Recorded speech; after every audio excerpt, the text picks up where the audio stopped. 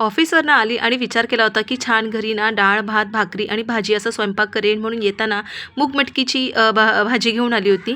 त्यानंतर घरात कळलं, की दीपकला जायचं अर्ध्या तासामध्ये येतं. म्हटली माझी पूर्ण धांदल उडाली. येताना मी अशी ना तुरई घेऊन आली होती, त्यासोबत थोडी फळं वगैरे घेऊन आली होती. अर्ध्या तासामध्ये हा निघणार.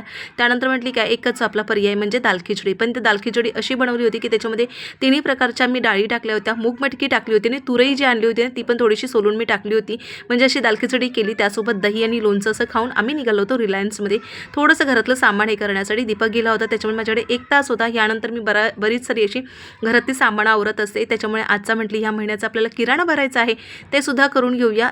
जेव्हापासून डीमार्ट सोडल्यापासून हे मला बरं पडतं, कारण मला थोडंसं त्रास पण होत नाही आणि जेवढं सामान घ्यायचं असतं तेवढंच माझं बजेट असतो, जो की तेवढाच होतो. ह्यावेळेला सुद्धा ₹1984 झाला होता. सगळं मी आवरलं आणि आयनशी प्रचंड लुडबुड चालू असते, कारण त्याला रिलायन्समध्ये गेल्यावरती ना चॉकलेट किंवा किंडर जो आहे त्याचं फेवरेट असतं आणि मला जवळपास 9:45 वाजले होते. 10 वाजता हे जे काही आहे रिलायन्स बंद होतं, म्हणून भरभर आवरलं आणि त्याला मी किंडर जॉय घेऊन दिलं नाही ना, म्हणून माझ्यावरती तो फुगला आहे. जशी मी ॲक्टिंग करते ना तसं तो करतो. म्हणतो जा मी तुझ्याशी बोलणार नाही, अजिबात नाही, कट्टी म्हणून तोंड वाकडं करून तो माझ्याशी बोलायचं बंद केलं आणि त्यानंतर जवळपास आला. त्याला म्हटले की तुला मी चॉकलेट वगैरे देते. मी सोबतच ना पर्क एक छोटं घेऊन आली होती, त्याच्यामुळे त्याला ते बरं वाटलं, दिलं.